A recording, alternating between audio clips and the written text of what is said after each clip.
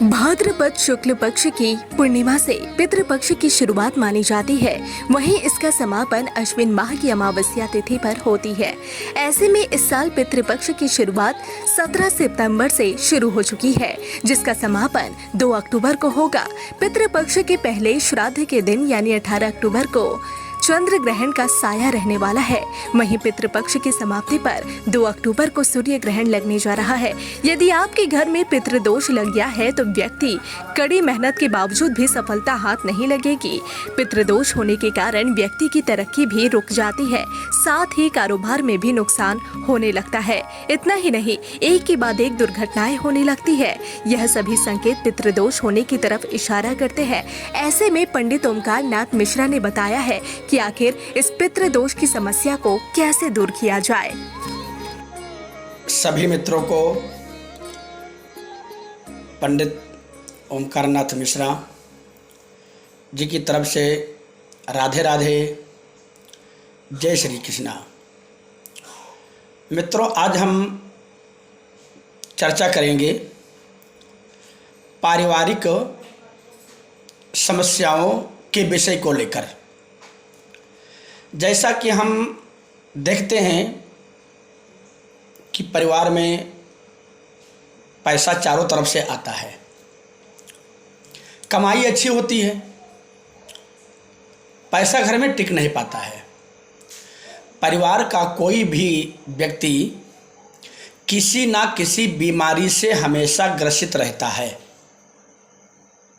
अनेक प्रकार के पूजा पाठ करने के उपरांत भी कष्टों से सामना करना पड़ता है।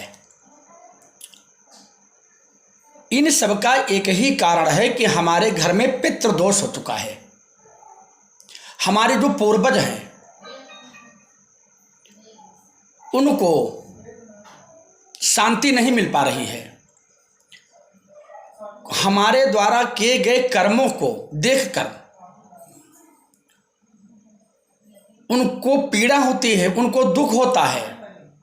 भले ही हम पितृपक्ष में श्राद्ध करते हैं, गया तीर्थ में जाते हैं, लेकिन सबके बावजूद हमारे पितर हमसे प्रसन्न नहीं हो पाते हैं।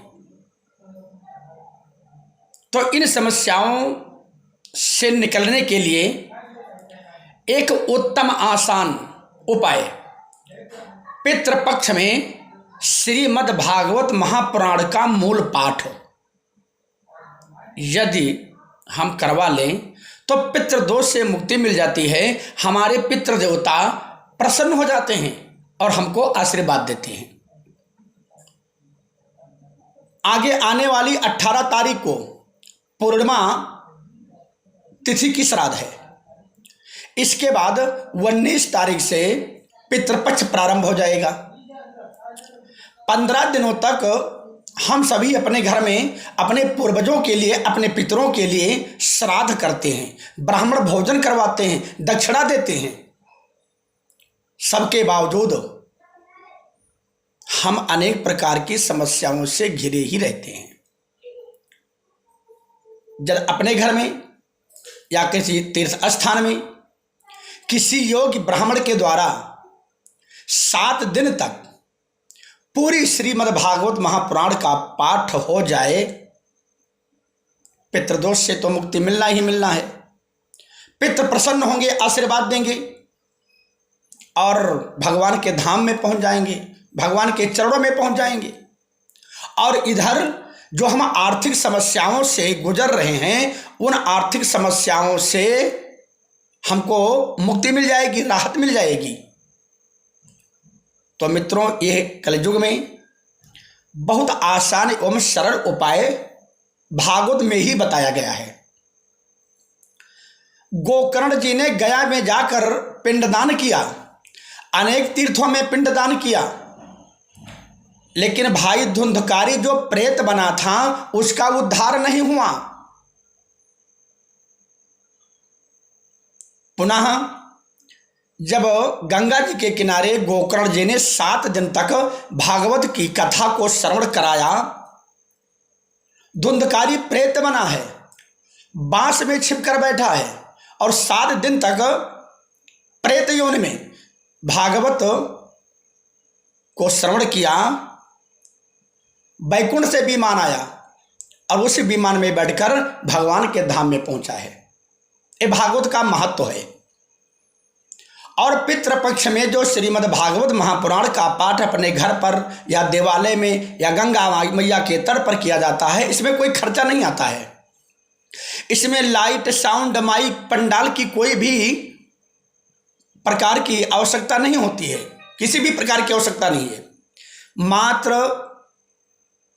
400-500 रुपये का खर्चा 7 दिन में, जैसे धूप बत्ती है, हवन सामग्री है, अंतिम दिवस में 10-20 रुपये का कपूर आरती के लिए, यही खर्चा है।